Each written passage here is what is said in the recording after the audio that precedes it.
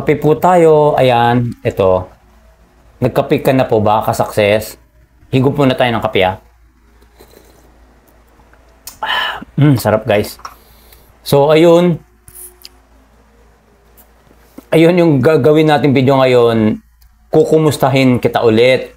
Napanood mo na ba yung video natin na yung pagpalit ng kulay ng damit? Kahapon ginawa ko yon para sa mga nagtanong kung paano daw gawin. Kasi pwede mong itry sa video mo.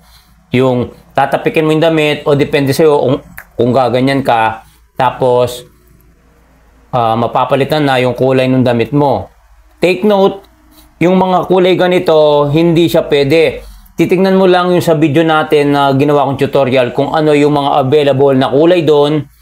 For example, kung dilaw yung damit mo, i-click mo yung dilaw na may bilog na pipiliin mo yung kung ano yung gusto mong palitan. Tapos, basta sundan mo lang yung video yon, madali lang naman sundan kung alam mo nang gamitin yung CapCut app.